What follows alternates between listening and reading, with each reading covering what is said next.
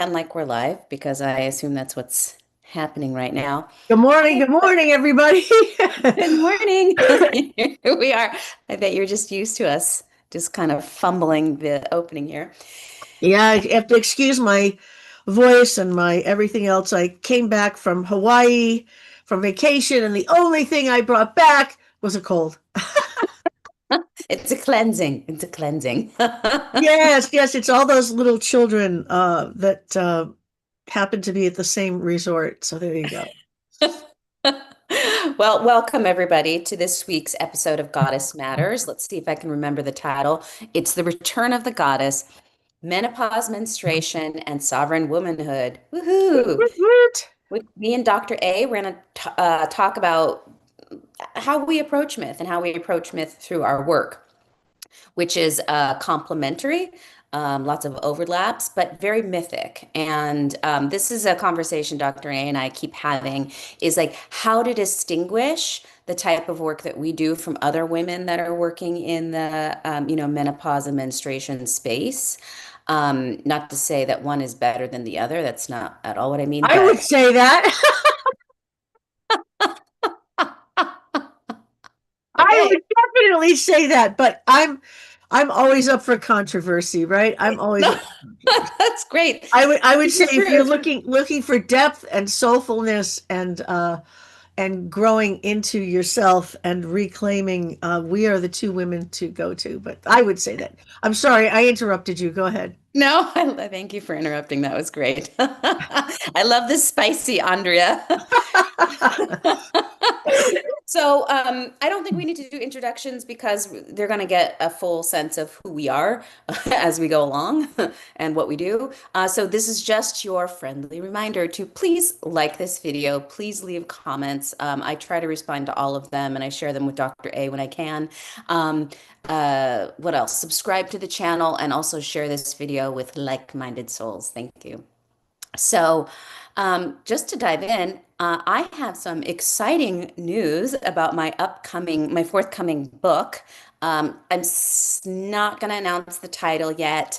All of the pre-order links are going to be going up on Amazon at some point this week or next week.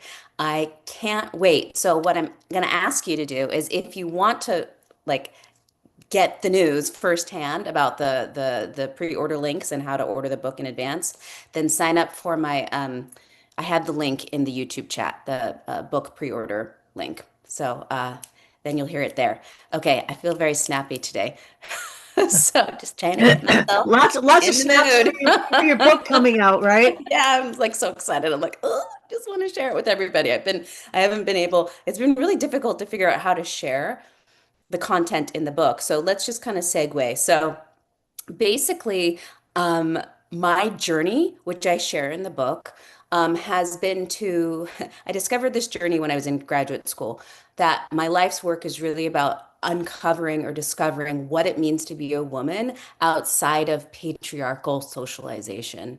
And I think unconsciously I was drawn to graduate school to study the world's goddesses, first Mary Magdalene, and then more broadly the divine feminine and the goddesses, was to use them as these myth mirrors to help reflect back to me all of the potentiality of what it can mean to be a woman, how to embody womanhood fully, because the archetypes in their totality really can give us a whole picture of what it is to be a woman, in my view. And so along the way, I also came to this point where I realized that they were also somewhat deficient because they've also been mediated through the like all of the archetypes that have come down to us today has still been mediated by patriarchal cultures. So they all have this male gaze on them, if you will. And so I came to a point where I was like, this is not enough for me. How am I going to understand what it means to be a woman if all of these archetypal images have been mediated to me through the male gaze? And so that's when I started to focus on the internal experience of being female and exploring womanhood from that, from maybe an internal female gaze, you could call it, which then eventually led me to exploring menstruation as my anchor as to what it means to be a woman. Before I keep going, Andrea, do you feel free to jump in at any time? Yeah, yeah. No, I mean, I think it's a really good point that all of the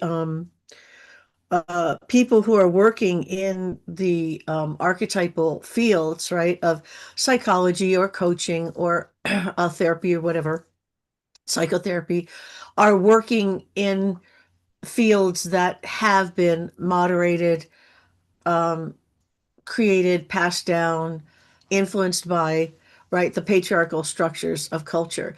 And so when we look at some of these goddesses and the way that they're interpreted, we have to keep that in mind if, as you say, if we want to use them as myth mirrors for the experience, the internal wisdom, the into women's intuition, women's internal ways of knowing, liminal ways of knowing, spiritual ways of knowing. Um, the only way really to explore that and try to reclaim it is through the self. Absolutely, is through the inner expansion of some of these ideas of what is the archetypal power of, say, Aphrodite outside of being sexually desirable and the perfect body and the perfect seductress and the perfect siren, and what are the other attributes, and where can we find things in her story or other goddesses story um, that reflect a fuller perspective. So that, yeah, I would just make that comment for sure. Yeah, yeah. And not to go too off course with Aphrodite, but like, we've talked about this before on this show, Venus and that story of Yeah, Cupid and Psyche, Eros and Psyche, where Venus, her shadow qualities, or the shadow qualities of the most beautiful feminine figure in the world, is jealousy. What happens when another woman comes up, the youthful woman comes up, and she's now, considered the most beautiful. So yeah, yeah, so I think we can see not just our fullest potentials that we can live into, but they also help, their myth mirrors to help illuminate some of the shadow qualities that exist inside of us so we can work with that too and maybe honor them as like just a natural part of being human. yeah, yeah, yeah. Those, excuse me, those aspects come to us through many different things, through folk tales too. If we look at even just something as simple as Snow White, right? Um, that whole the shadow side of the beautiful queen, right? And those aspects of who we are, but also the aspects of Aphrodite that are very seldom talked about. That Chris Downing writes a lot about in her work is the if the side of Aphrodite that is all about ephemeral beauty. That's about the experience of beauty that causes aesthetic arrest and then fades or dies, whether it's the beautiful rose, the beautiful sunset, the moment of birth, the of bringing a new life into the world, whether it's these heightened moments of beauty and aesthetic arrest that take our breath away, right? And then the experience ends and we have the memory of it, but the actual object itself or the moment itself is gone. That's also, right, one of the powers or the archetypal aspects of that goddess. And so there's a lot to them that can be reclaimed, but in order to live our lives fully, um, in terms of reclaiming what it means to be a woman, yes, this all has to be done internally, right? Yep, And, exactly. and how else could you do it when externally you're still the fish swimming in the water of patriarchy? It's impossible to escape. So the work Right. has to be done internally. Right. And as the work is being done internally, there's a lot of questioning and kind of critical thinking and like turning stuff around as you're even approaching these archetypal images inside of yourself if to see where they're arising from. Are they still coming, outside, or is your interpretation of what you're experiencing coming from the outside and culturation, patriarchal enculturation, or are you able to access kind of the image? I don't even know if it's possible to completely access the image raw in and of itself. That being said, what I was specifically looking at doing was getting in touch with the inner mechanics of the menstrual cycle, the felt experience of the menstrual cycle, understanding the what's happening physiologically inside of myself, psychologically inside of myself, and um, to really see if I could find a way of interpreting what that means to me, how it feels to me, what power means to me, what creativity means to me, what cleansing and purging means to me, what this wild, crazy power that happens during the luteal and the menses phase means to me. So for me, it was also connecting connecting to the internal experience of the physiological movements, um, beyond just the psychic image itself. But interesting enough, something I write about in the book, and I was journaling about this morning, is some of Jung's post-Jungians have written about women. I haven't seen any men, but maybe they exist, writing about Jung's concept of how the archetypes live physically in our body. And so you have the archetypal image, Aphrodite, let's say, and then you have, I believe it's called the psychoid, but it's the way that that archetypal image in the imaginal realm within your own unconscious and the collective unconscious, right, manifests itself physically in the body through instinct. So it would be like, how does the quality of Aphrodite's beauty, whether, manifest instinctually through the body? And that might be that response of ephemeral beauty. That might be an instinctual way that she manifests, or it could be maybe she's manifesting through the ovulation phase of the menstrual cycle when your body is ripe and juicy and wants to, connect and merge with somebody else. So those are different ways we can think about, I have actually experienced Aphrodite like as a quality drop into my being when I was intentionally trying to attract a specific man. I won't go into that story, but this was before I studied mythology. It was the most bizarre experience of my life where I was like, I'm gonna get that man to ask me out. And it was like, as soon as I made that declaration, I felt this Aphrodite energy like enter my system. And it was like she was running the show. And that's another way I would say that it can manifest as instincts. That might be a little like strange for some people, but I tell you, that was my experience. So yeah, so that's kind of what that was my journey to work with the menstrual cycle. What is how, and then maybe as I went along with the work, and I read The Descent of Inanna. I've shared this with you before, Andrea. Like so this Descent of Inanna myth is about the goddess Inanna. She just hears this call to travel to the underworld. She descends. She has to strip herself of all her feminine powers. She enters the underworld naked and powerless and very vulnerable.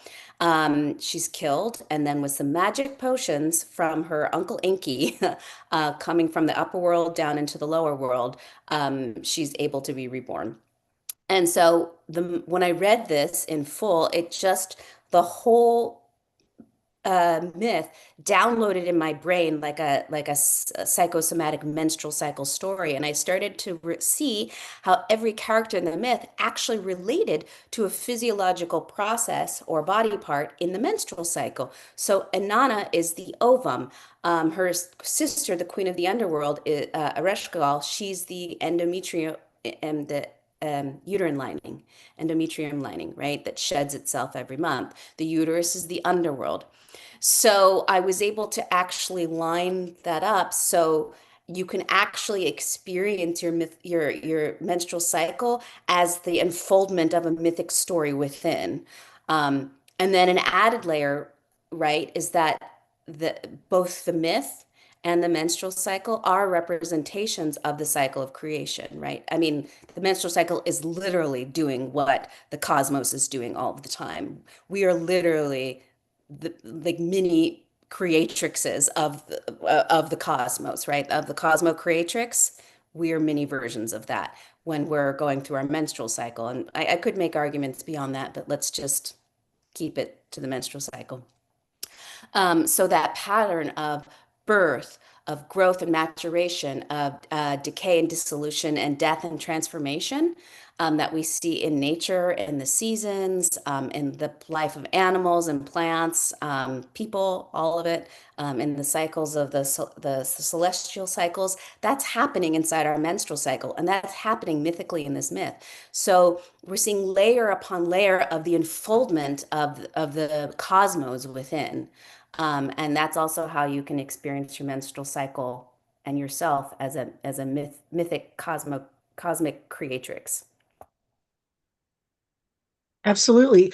I mean, I can't, excuse me, in terms of looking at the potential, the female potential for creation, right?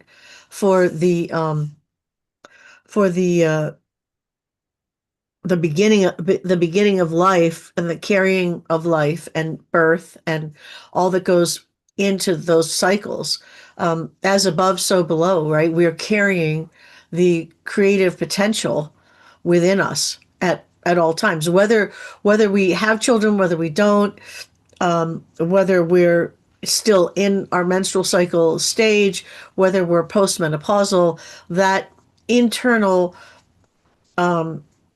ability to create, carry, and bring forth new life is a direct parallel to the cosmic creation of universes, right, and galaxies, and the whole going back to the early mythologies of looking at the the the universe as we can see it, itself being the womb of the Great Mother, and that through that womb comes the creation of worlds and stars and galaxies and universes, and that is the direct parallel to the womb that we carry within us.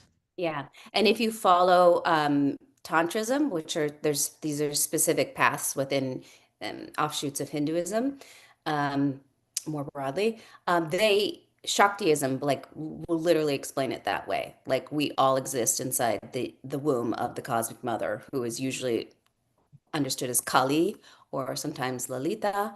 Um, but so there are already well established traditions that believe this about the sacred feminine. Or if you're in Shaivism, which sees Shiva as the ultimate reality, Shiva is still part Shakti Shiva, feminine and masculine, where the feminine is always the creatrix. She is the manifesting power, animating power of life itself, and he's consciousness.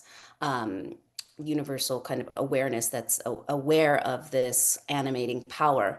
So, so yeah, so we don't even have to look that far to know that there are already traditions that have like really established this. This is not even something that we're dreaming up. It's real.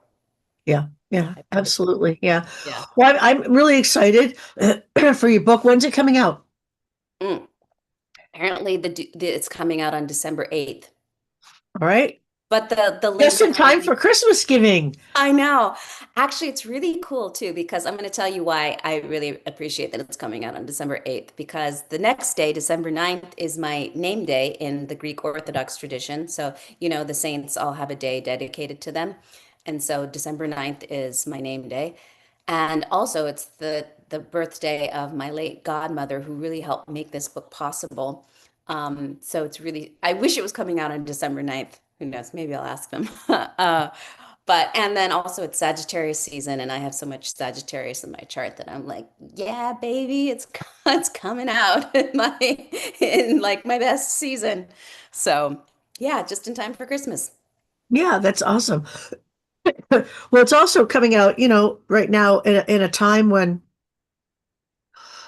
all of the processes, excuse me, menstruation through perimenopause, menopause, postmenopause, are all really having a cultural moment, right?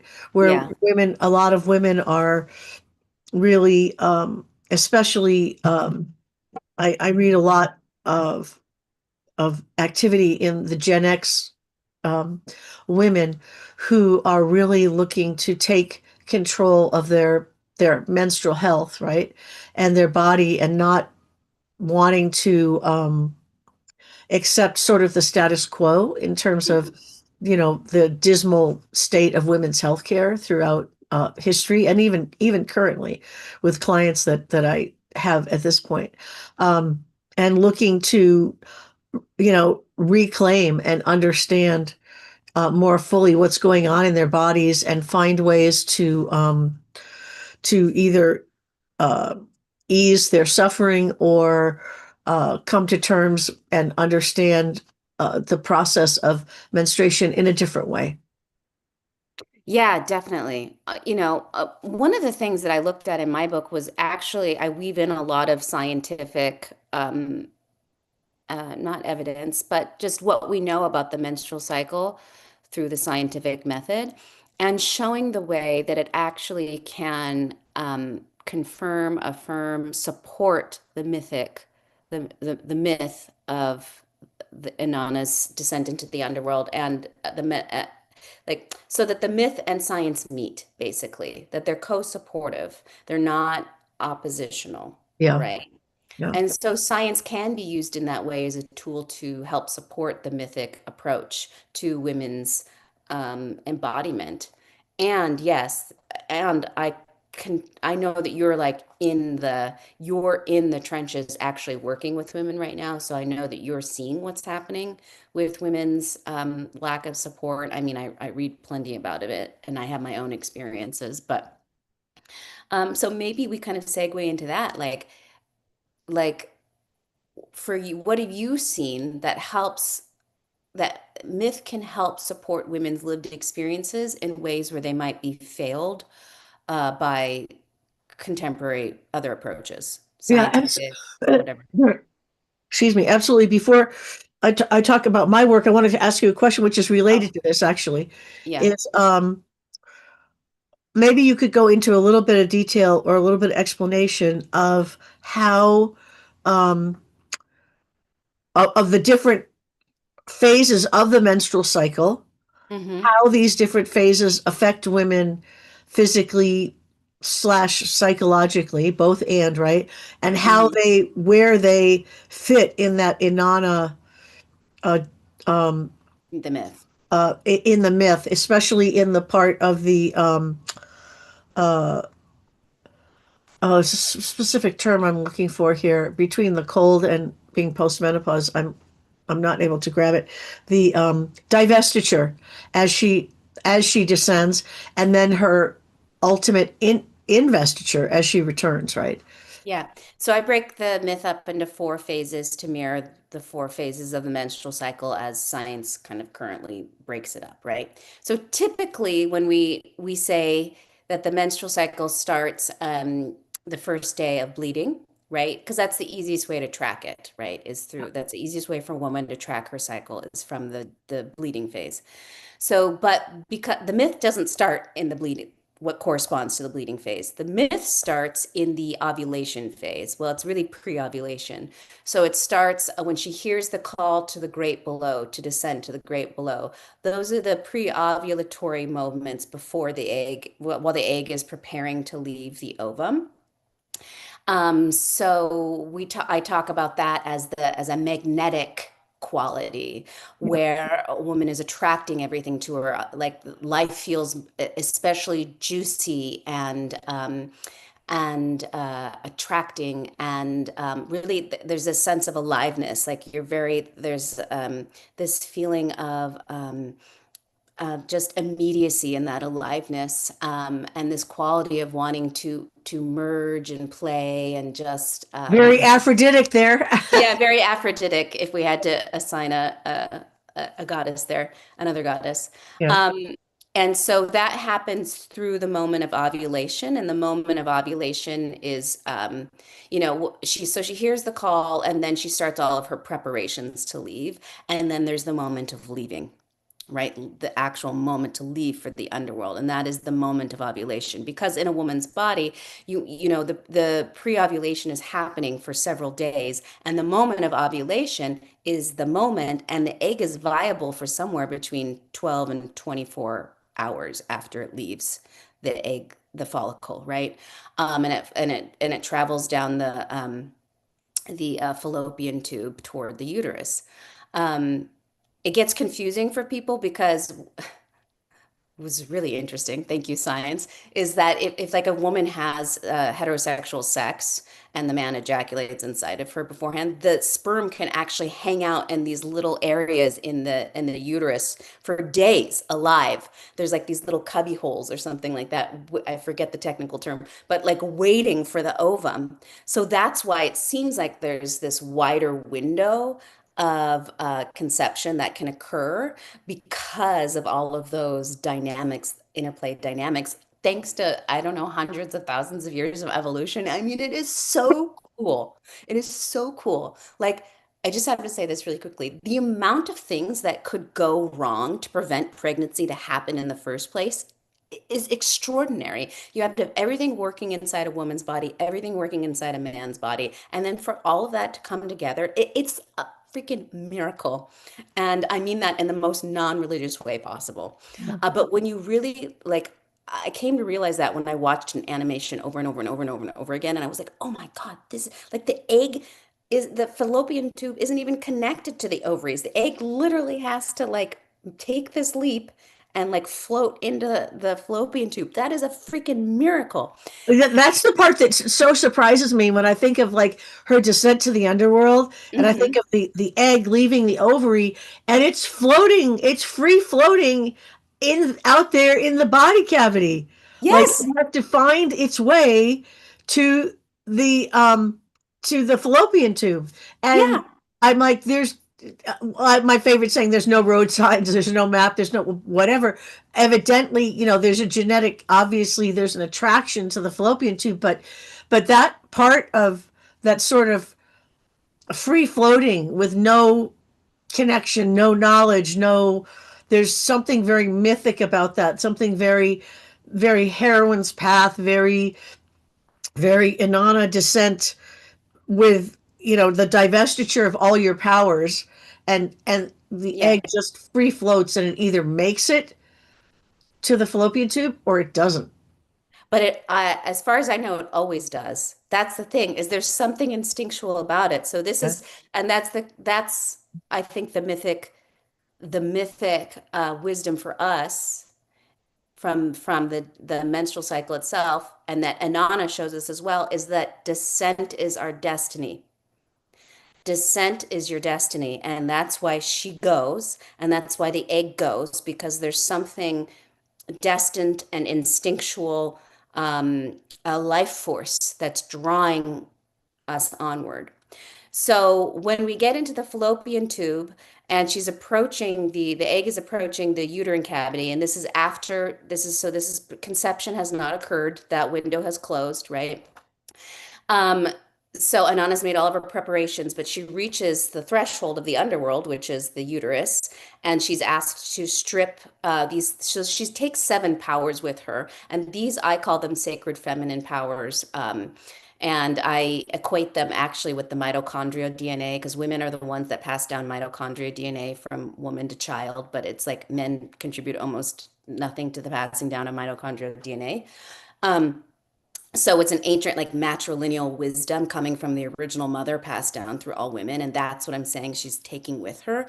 But she's required, now that the egg is no longer viable, just like Anana, she divests herself of all of those sacred feminine powers, um, in order that she's able to even enter the underworld in the first place. And so that correlates with the luteal phase of the menstrual cycle, which is our what we would, PMS, like all that stuff that's happened that we call PMS. You get these, whatever they're anger, crying, food, all the kind of mood swings and the food stuff going Cravings, yeah. on, cravings. Thank you. Yeah. Um, it's interesting because a lot of what I read, I can't take credit for this, but I believe it to be true that the filter, as you're stripping away, the filter thins for women, right? And all of the shit, all of the stuff that you have stuffed down and you have not expressed because you've taught to be a good girl and you don't want to hurt other people's feelings, or you don't want to rock the boat, or it's inappropriate, or blah, blah, blah, that filter's gone. So what people attribute to PMS is, I believe, as other people have said, actually women being self-expressed for the only time they can feel self-expressed in the month. So you're not actually crazy. It's that you're actually allowing yourself to say what needs to be said that you wouldn't Well, otherwise allow well, yourself to. that's also what happens in perimenopause and Mm, menopause when estrogen begins to wane, and the same thing, all of the what about me and all of the aspects of the things unsaid, all the things that you've left unsaid, all the things that you've put on the back burner, all the things that you've stuffed down in order to keep everything moving forward, right? When the estrogen doesn't return to make us want to care for the tribe, to keep things moving forward as it does in the menstrual cycle, right?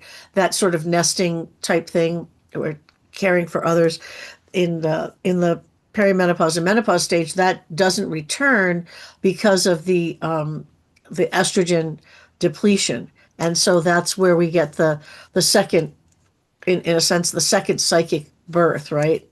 yep. Yep. For the Totally. I self, can yeah. totally see that. So yeah, so that's specifically the vestiger, and then when she goes into the underworld, it's the menstrual phase. She's hung on the hook for 3 days and 3 nights. The myth doesn't describe bleeding, but I make this joke that yeah, a lot of us feel like we're hanging on a hook for 3 days or 3 nights when we're bleeding, right? You're just like so sore and exhausted and Yep. depleted, right? Um, and also at the same time, Ereshkigal, the queen of the underworld, she's depicted as if she's going through labor pains, which is very strange. It kind of depends on the translation. But anyway, the translation that I follow says she's going through labor pains, and you're like, why is she going through labor pains? It's like, duh, because she's in the belly of the earth, she's in the womb of the earth. And the uterus is responsible for both labor contractions and also the contractions we feel during menstruation when the uterus is shedding its lining. So there's a correlation there too, between the birth of Ereshkigal, or the birthing pains of Ereshkigal, that I'm correlating also to the menstrual phase and that shedding of her uterine lining, right? And then there's the point where Enki sends the little beings down, little sexless beings down to administer the food and the plant of life to revive Inanna. And then the revitalization, the revitalizing power, I call it. So the menstrual power, I call it the cathartic power, the purging, right? There's a psycho-spiritual experience in the menstrual phase in which we can look through. I don't know if I want to give this away. But there's a truth-telling moment. I don't want to give away everything in the book. There's a truth-telling moment that happens in the menstrual cycle due to some of the elements that are in the underworld. Okay, there's a truth-telling where you can see yourself more clearly. And then the revitalizing power, which is the follicular phase when the uterine lining is beginning to regenerate after the bleeding phase is done, and the eggs start growing in the ovaries again. What I say is that in the myth, this is interesting, right? Like the elements of the revitalizing power have to come from the great above. And they do that in our body too, right? They're coming from signals in the brain, because I don't think a lot of us understand how integral the brain is to the inner workings of the menstrual cycle, right? You have to have that intact and in relationship, right? So that this revitalizing power, like we women are magicians, right? We have the ability to die and be reborn every single month. And that sacred power that you see in these myths, whether it's Inanna's myth of death and rebirth, or it's the Jesus story of death and rebirth, or Mithras, or Dionysus, the Greeks say Dionysus, Dionysus, like all of these myths of death and rebirth are embodied inside the menstrual cycle. Like we have that sacred power, and that's extraordinary. Um, we don't need to take anything from outside of us to experience a psychological death and rebirth. We have it already built inside of us. It's just up to us to access that, to interact with it, to play with it, to experience it. And our bodies are naturally doing it as well. So I think that's a pretty good overview of the four stages of the menstrual cycle and the myth. Yeah, absolutely. Yeah. Thanks for Thank asking. you. Thank you. Yeah. Because I think it's important for women to understand that, um, for thousands of years, or at least, eh, yeah, for thousands of years, I mean, women have been ostracized, have been separated from their cultures while they're menstruating, have been thought to be unclean, so there's been shame uh, and a sense of revulsion, right, around women's menstrual cycles. And that, of course, gets taken into our self beliefs, having to do with coming out of the patriarchal culture, that somehow this thing is a curse, right? It's called the curse, right? Exactly. And I have a whole chapter on that, internalized menstrual sexism, I call it. And I use this myth as a template to teach women how to release themselves from these internalized patriarchal beliefs about menstruation and become whole again with these renewed beliefs and access to these powers inside. Yeah, Yeah, and thinking about the mythology of it in terms of like um, ancient peoples, I mean, women were considered to have, if you want to call magical powers, right? In the sense that they would bleed but not die.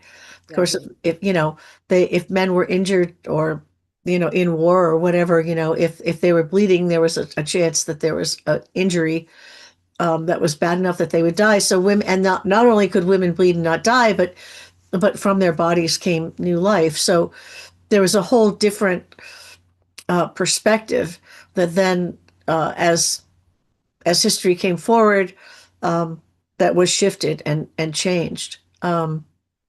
So, and it's interesting to think about the creative potential in terms of when we're at our most fertile, right?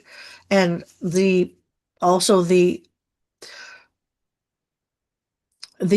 coming together of the physiological, the the hormonal, and the psychological, in terms of cycles of creative um, potential for women, right? As artists, as writers, as makers, as Oh, yeah. Sorry. If you didn't join us in the beginning, Dr. A has a little bit of a cold that she brought back with her from Hawaii. So yes, yeah, it just just pausing. Yeah. yeah. Sorry about that, but so that the cycles of creative potential can also in our lives coincide with with our menstrual cycle while we have it, right? Yep.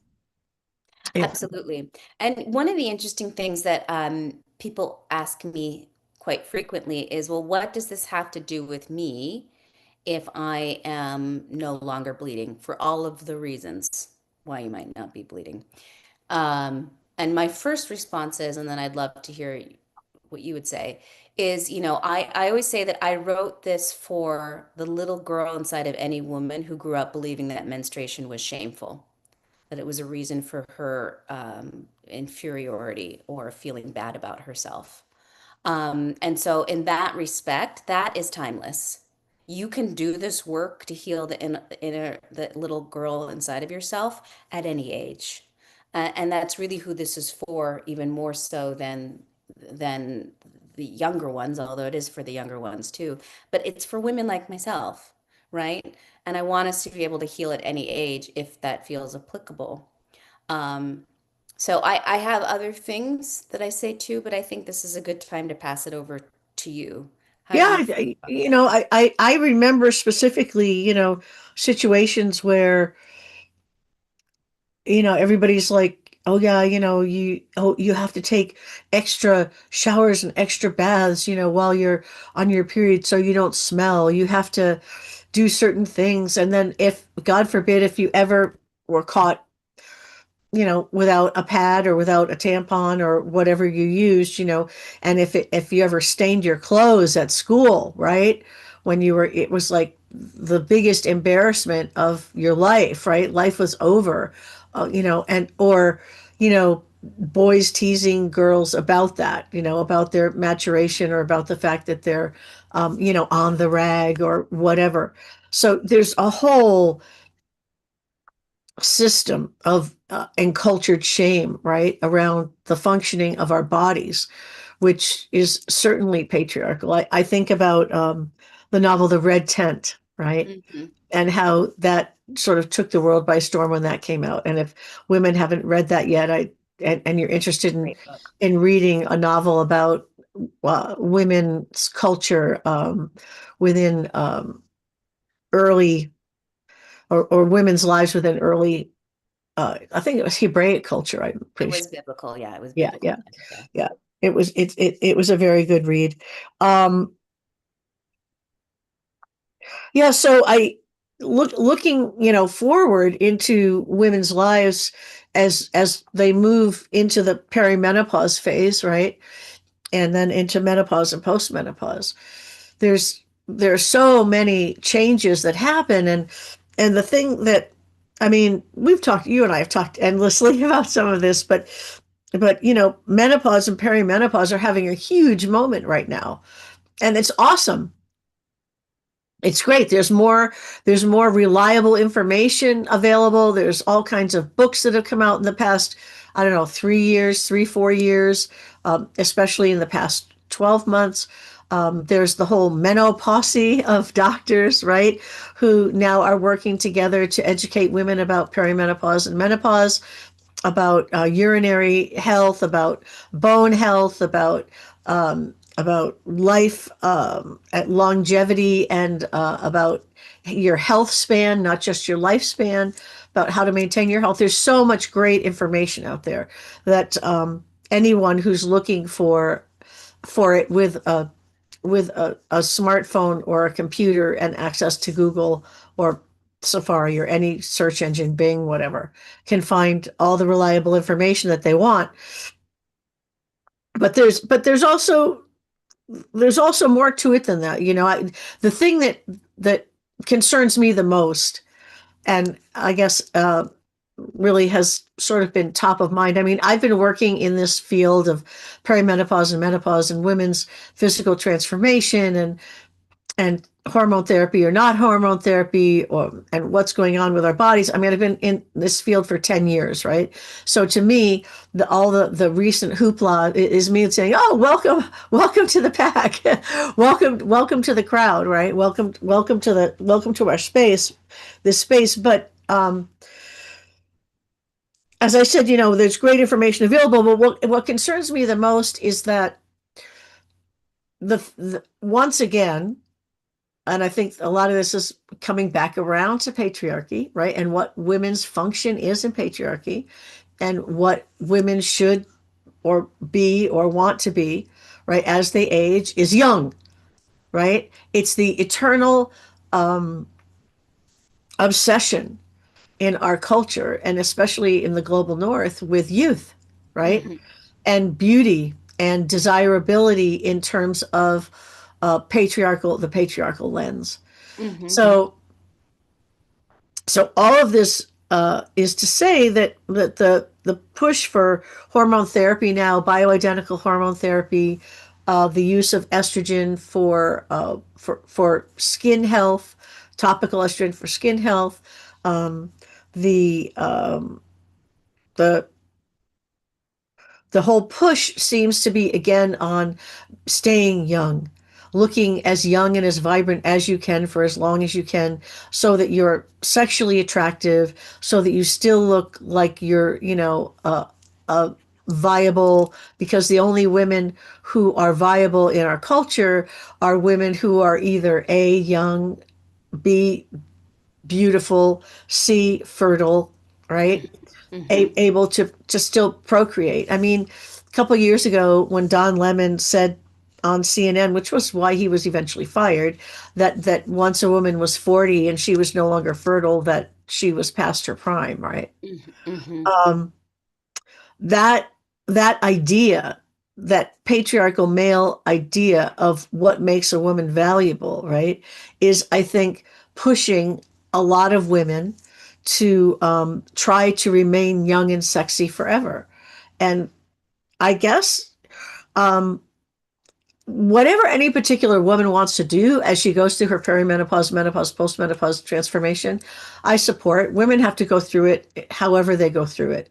And I'm not casting judgment on women who want to do all the things, have the plastic surgery, do those sorts of things. Everyone has to But decide how they're going to go through it. do you feel like there's a cautionary edge to it? Do you feel like it's worth caution? Well, this is the thing is that what this whole focus on remaining youthful and sexy, right? Yeah.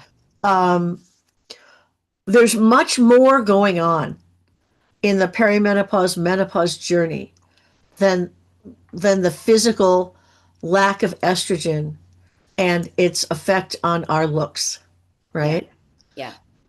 And in my work, what I'm most concerned about, and I do a lot of consulting about how to, whether to HRT or not HRT, and what your particular situation is. What I am most concerned about is a woman's psychological health as she goes through this, because we go through a triple transformation. Living life as an embodied woman is completely different than a male lived experience, right? Yep. So in the perimenopause to postmenopause journey, we go through a triple transformation. One is physical, yes. That's the physical one. That's the perimenopause to postmenopause. But we go through a psychological transformation also, Mhm. which we could call midlife generically, right? And the midlife shift, it's more than just, oh, the midlife crisis. Oh, the man who like dates a 24-year-old and buys a sports car, right? That's the meme, right? Yeah. The midlife shift, and this is something that we're not taught about, and we might be exposed to it if we take a psychology class in our first year of college or whatever, like, right? Is that they're very real psychological developmental stages to living a human life, and we are Hmm. not taught about them. We say, oh, adolescence. Yeah, I wouldn't want to be a teenager anymore, right? Okay, adolescence, like, oh, when all the hormones come up and we're growing and our bodies are growing and we're feeling all these new feelings and everything's so difficult, and we're sprouting hair places and we're sprouting breasts and all this stuff is, and it's so embarrassing, and we get our periods and oh my God, and boys go through things and they have erections at the worst time and whatever whatever is going on, right? Um, nobody says, oh, that doesn't happen or that's not difficult. Everybody accepts that, right? But what we're not really taught about what happens when we hit the midlife shift. And oh, that's bizarre. Sorry about that. I thought my ringer was off. No, Um, you're but but the thing about the midlife shift is that it's a huge transformation psychologically that we're not prepped for, we're not ready for, we're not told is coming. And it's it's hugely transformational. Again, get back to it in a second. And the third of that, of the third of the three transformations is that we have the physical one here, we have the psychological one here.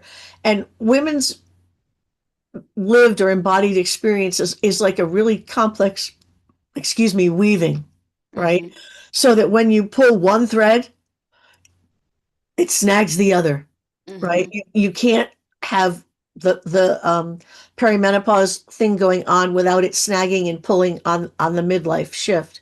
hmm And these two together, when they start moving, create what I call the spiritual shift, which is often a reassessment of our meaning, purpose, and belonging. hmm And one of the best ways that Jung described midlife, I think, was the abandonment of the outer world of achievement for the hmm inner world of psyche, soul, and spirit. hmm And if we're hung up on just our looks, whether we're young and remaining young and sexy forever, whether we're desirable physically, whether we look a particular way, right? Um, it's going to make the interaction with the midlife shift very difficult because oftentimes in midlife, we wake up in the middle of the night and for the first time ever, we realize, oh, yeah, mortality is a thing. I'm not going to live forever, right? In the dark watches of the night, thinking about the end of our own life, or even if we live another 20, 30 years, right? That we're Hmm. we're realizing our mortality, right? We're realizing that maybe we don't have unlimited do-overs in our Hmm. personal life, our career life, right? Whatever it is that we're doing. Um, we can look around at our life and say, is this it? I thought at 45, 50 years old, I thought I'd be further along by now.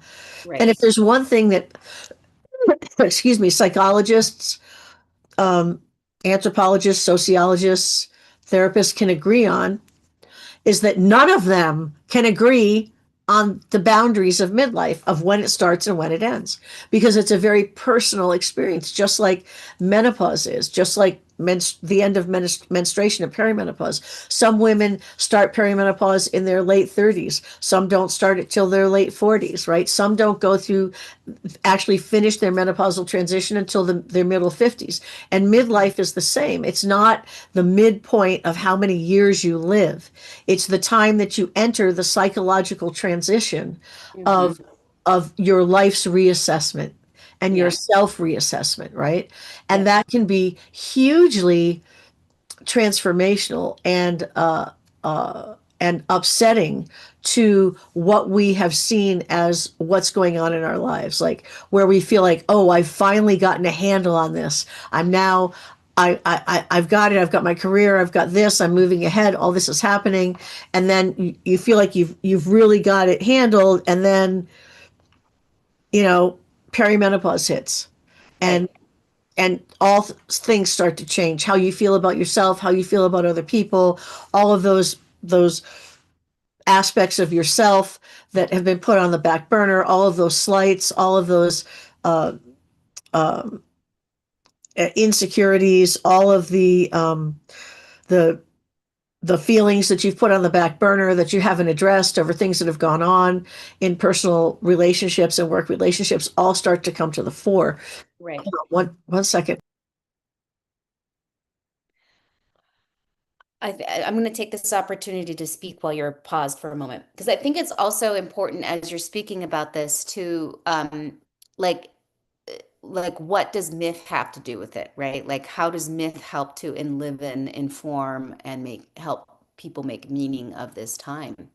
Yeah, yeah, good redirect. Yeah. So Only because I'm looking at the time and I want to make yeah. sure we get to that. Yeah. Yeah, yeah. So the thing about myth is that, and what you were talking about archetypes, right? If we're looking at the archetypal images, ideas, gods, goddesses, figures, stories, tales, right? Is all of these myths, all of these tales were all written and created as a response to living through something, right? Hmm. Through living through something or trying to figure out how the universe works, how we live in relationship to the universe, what is the meaning of life, how do we negotiate relationships, how do we negotiate change, right? So when we look at a lot of these great myths and tales, they provide a roadmap or road signs or directions or a guidebook, for example, on how to navigate particular problems. For instance, the issue of empty nest, right? A lot of women deal with the issue of empty nest. If they've had children who move out, or for whatever reason, the children are no longer living in their particular environment, and they've spent so many years, dedicating their life to family or whatever, and now we get to midlife and it's an emptiness. There are myths specifically that work really, really well for dealing with that. For example, the myth of Demeter and Persephone, which is a really powerful myth about individuation for both the mother and the daughter, right? And there are many different, versions of different myths. There are different myths that have to do with leaving home, setting out on your own, trying to discover who you are, what's going on in relationship to patriarchal society. We could look at Ariadne and Theseus. There's so many different myths and folk tales, like you were talking about. We're talking about the, the negative side of Aphrodite, looking at those different tales, looking at our own shadow side, right? Coming Mhm. up in the menopause and postmenopause time and life reassessment of saying, who am I now? What do I want to do? Where do I want to go? Who have I been? What have I done? Now that I've spent 20 to 30 years tending everyone else's garden, right? What do Right. I want to do for me? Which is, that's part of the estrogen shift. And even if you do HRT, it doesn't, it's not meant to bring you back to your full menstrual cycle. It's meant to supplement the estrogen so that your bones, your brain, your heart, your organs, all of your body still stays healthy and strong, right? Hmm. So there's still the transition into a new life stage, and Right. using a mythological, depth psychological approach allows us to look at our life and the issues that we're having from the top down instead of feeling like we're underneath it all the time, Hmm. that all this change, all this pressure, all this not knowing, right, that we're underneath it. Myth gives us the top down perspective so that we can see where we are in our journey, so that we can see how we got here, so that we can say, okay, this is where I want to go, how do I get there, right? And Let's, looking at these myths as maps, right. literal maps Yep. to reclaiming and recreating your life at midlife. Right. So let's like maybe we can give people a somewhat specific example. Let's pretend that I'm something I'm not, which is a mother whose daughter is about to, or child, daughter. Let's just be like really parallel to the Demeter Persephone myth. I'm a mother. My daughter is leaving the nest. It's my only daughter. Maybe I'm married. Maybe I'm not. Um, how would you, and I came to you for help, and I'm, 45 and going through all of that stuff as well, maybe a career change, but definitely an identity change. How would you start to work with a woman and that using a myth like the Demeter Persephone myth?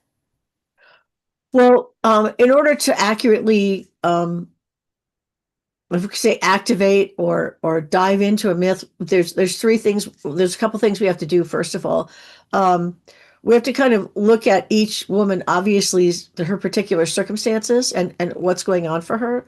Um, The most in-depth one that I use or program that I have is called the Heroine's Path.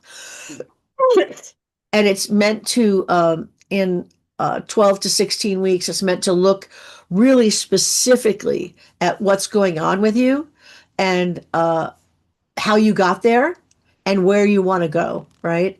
So we look at exactly where you are in your life. We take a really in-depth look at how you're feeling, what's going on, your relationships, what's happening in your life, right? Then what we do, oftentimes what happens is a lot of our reactions to what's happening in our life have to do with self-assumptions, right? That were built early in life. And so what we do is we take, after we establish where we're at, and we look back and we say, okay, how did we get here? And we look at a lot of the patterns and the things that we've brought forward with us from our family of origin or from our early life. And we take a look at how those are influencing how we're looking at what's happening. And then we turn around and we say, okay, where do you want to go? What do you want to do? And so looking at using the Demeter Persephone myth, obviously Persephone then is in the myth is a representation of the daughter who's leaving, right? Who's going off to individuate, to build her own life, to become her own woman. And there are many different ways of interpreting myths. I just want to say that, right? Not every woman's situation is interpreted the same way. But in the myth, Demeter, right, is definitely forlorn and is desperately searching for her daughter, who's in the myth has been abducted by Hades and taken into the underworld, right, to be his queen, to be his wife. And there's all kinds of different little nuances in the myth. But Demeter basically ends up completely devastated by the loss of the daughter and abandons all of her creative and goddess powers and duties, much like you're talking about with Inanna. And she goes into her sort of own descent in her own life as parallel. Persephone now has taken a descent into the underworld, which in this sense is representative of the daughter going out into her own, into the world, making her own decisions, making learning how to live in the world, learning how to distinguish the good from the bad, um, and and the different situations that happen in terms of the myth. Demeter then travels through different aspects of the story, interacts with other characters in the story, and eventually ends up having the people in the story build a temple, revealing herself, having the people in the story develop a temple to her. She eventually makes a deal, so to speak, with Zeus for the return of her daughter. But because her daughter has individuated and started her own life, and she's actually been fed a pomegranate seed in the underworld by Hades, and she consumed it. So because she's eaten the food of the underworld, or in this sense, because she's become independent and her own woman, she then can only return to to the to the upper world for half the year, and spend half the year with her mom, and then she spends half the year with her husband Hades as the queen of the underworld. And so this is a very, very quick gloss of how we work the myth. But basically then they both come back together and they create a completely new relationship as two independent goddesses in their own right, with their own powers and their own principalities and And their own sovereignty, right? sovereignty and dominion, right? And they form a completely new relationship, which then eventually forms the rituals of death and rebirth at the Temple of Aloysius, Hmm. which is a whole nother subject, right? Yeah. Those sacred rituals. So that's one example. But using myth to look at how you're dealing with the issues in your life um, allows you to understand that in most cases, we're having a very personal experience of a universal rite of passage, which comes with aging, right? Hmm. And Hmm. we're told aging is not good. We shouldn't age. We must stay young. We can, and the problem is that as we go through these psychological stages of human development that we're not taught about, right? We're supposed to age. You know what's interesting about this is our recent conversation with Dr. Joanna about AI and the push towards transhumanism and singularity. And what I was actually journaling about that this morning, like I feel like that could only come from the mind of a patriarchal mind. Because like one that's born of the male experience, embodied experience of the world, which is so disconnected from cyclical reality, Yeah. right? Whereas the natural embodiment of a woman for most of her life is that deep connection to the cycle of death and rebirth, or birth, maturation, disintegration, death, rebirth, right? That is so natural to our embodied experience that the nat if we're in touch with that, like naturally trying to forego that cyclical way of reality seems so disconnected. So of course, like this obsession that we've already seen for thousands of years of keeping women young and beautiful little, you know, little Sexually desirable to men. weak beings from men's consumption. It's like this AI thing of this like quest for immortality is some kind of continuation of that thought pattern. Yeah, exactly. I mean, to be disconnected from these cycles of birth or conception, birth, creation, um, death, rebirth, whatever names we want to give it, right?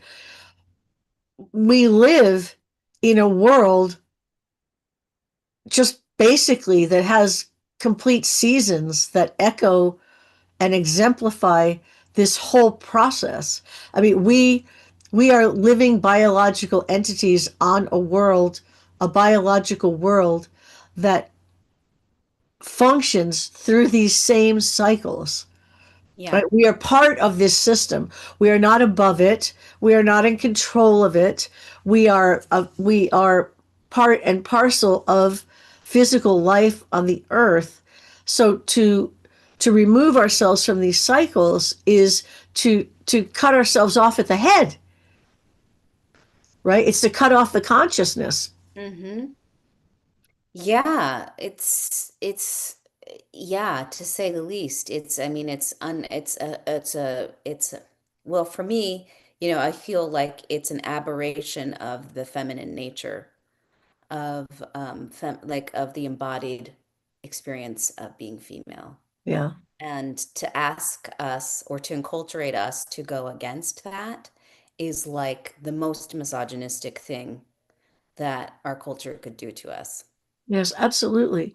Yeah, I Mhm. just in I know we're ready to wrap up here, but just Yeah. in closing, I mean, the cycles that we go through in terms of living an embodied life, if we're looking at them mythologically, which is part of the research that I did in my dissertation, is maiden, and then I call the middle years householder, because not every woman is a mother, and some women have alternative lifestyles, and women mother lots of things like friendships, careers, siblings, parents, right? It's not just about having a child. So, maiden, householder, regent, which is the new emergent life stage from age 45 to 70, because, until in boomer women are the first women to live past menopause together as a cohort, as a generation, right? So we're the first women in the history of humanity to live into this new life stage together. So we're creating this new life stage of regency.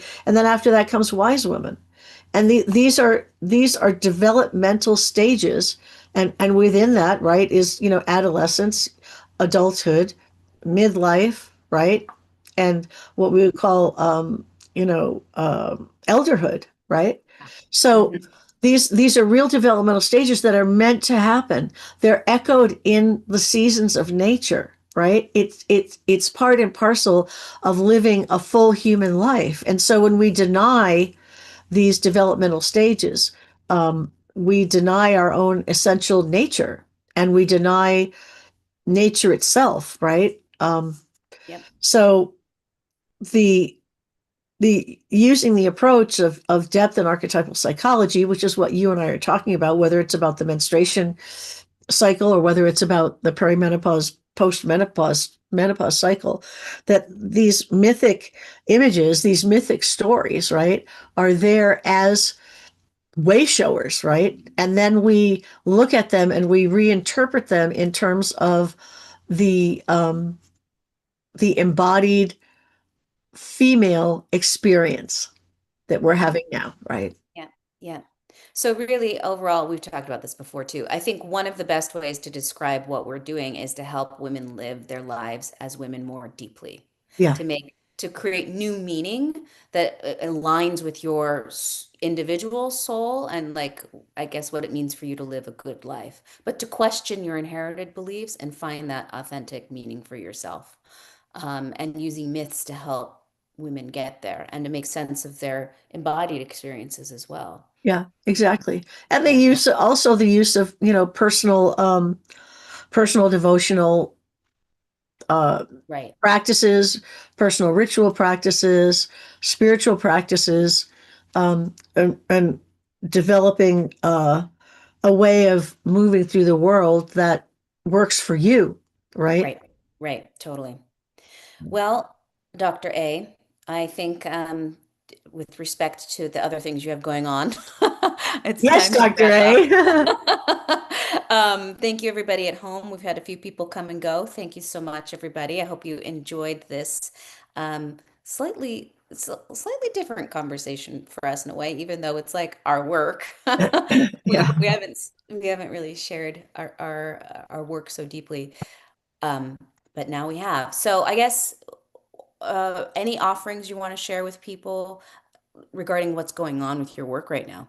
Yeah, if you're in the Santa Clarita area, which is where I live in Southern California, Tuesdays and Thursdays, I offer an in-person women's circle. You can find that on my website under classes. It's called the SCV Women's Circle. You can find all about that there. It's all about everything perimenopause, menopause, and postmenopause, all the questions you might want answered in community with other women. That's an in-person.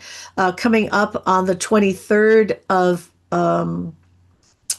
well, actually, I have something coming up. I think first on the 16th. Yeah, is at 6:30 p.m. Pacific. It's called The Gathering, and it's a 1 hour kind of touch base back into mythology and different ways of looking at the world. The myth theme is for the gathering on the 16th is beauty and tapping into beauty in your life. And we do a little bit of a mythological look at the idea of beauty, and then we do a little mini ritual together, and that's on Zoom. And then on the 23rd, I'm doing a Women's Wisdom Village workshop, a 2 hour workshop on Zoom that's about building your own devotional or ritual spiritual practice and how to do that and what that means and how simple it can be or how creative it can be and how varied all of them can be, and how you can build that into your life and how that can help enchant and enrich your life on the daily, right? As we live through these absolutely insane times in culture. Yeah, great. And then obviously you also offer the heroine's path, which is one-on-one mentorship with Oh you. yeah, I have hourly coaching. I have the Heroine's Path, which is a coaching program. I teach classes on Women Who Roam with the Wolves, which is a great book on women's midlife transition, using folk tales and fairy tales. Um, yeah, so there's all kinds of things under classes or offerings. If you go on the website, you can see all the stuff that's going on. The Yeah. two workshops that are coming up are under events. The Women's Wisdom Village, I mean, the SCV Women's Circle is under classes, and the Heroine's Path is under offerings. So you can go to the website and explore. You can Yeah. also find all the most recent medical studies on and research on HRT on the website under offerings medical studies. You can download those PDFs and read them or take them with you to your doctor if you're looking for a menopause specialist. All kinds of goodies on there. Sweet. Yeah. And the link to your website's in the YouTube show notes. And also the links to your socials, the links to my socials. Again, if you want to get on the list to be the first to learn about my book or get the link to the pre-order for the book. Oh my God, that's so wordy.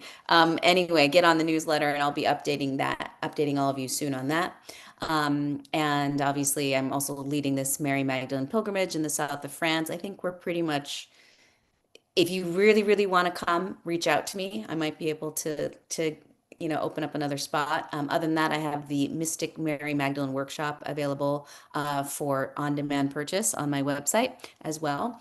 Um, but yeah, I just really thank you, Andrea, for saying yes to doing the show with me. I really appreciate your wisdom and the way that you work with women and the way that, I don't know, that our ways of thinking and working overlap. There seems to be a nice symbiosis. Yeah, it's awesome so far, and I can't wait to see where the journey takes us. I'm Yeah.